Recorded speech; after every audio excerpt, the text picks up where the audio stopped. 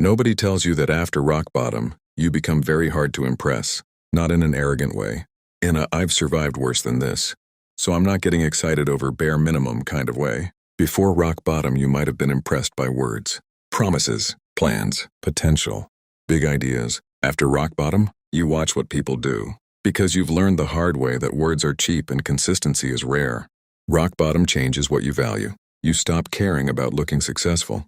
You start caring about being stable. You stop caring about attention. You start caring about peace. You stop caring about potential. You start caring about patterns. That's a big one. Patterns tell the truth. Anyone can be nice for a day. Anyone can say the right thing once. Anyone can show up when it's convenient. Patterns show you who someone really is. Rock bottom also changes how you see yourself. Before, you might have thought your value came from how much you could handle, how much you could give, how much you could fix, how much you could carry. You were the strong one, the reliable one, the one everyone could lean on, and that feels good. Until you realize nobody is asking who's holding you up. Rock bottom forces that question.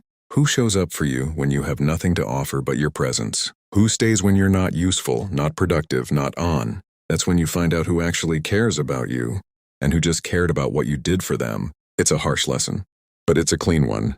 Rock bottom cleans your circle, your priorities, your habits, and your identity all at the same time. It's like a life audit you didn't ask for.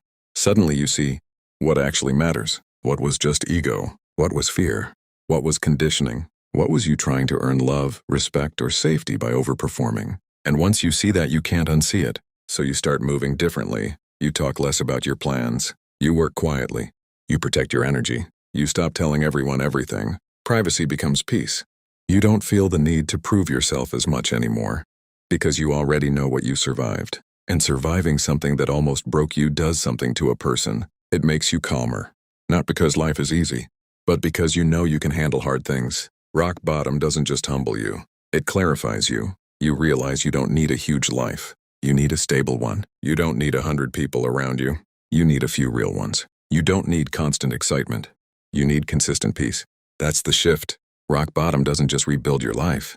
It rebuilds your standards for your environment, for your relationships, for yourself. And once your standards change, your whole life starts changing with them. Not fast, but for real this time.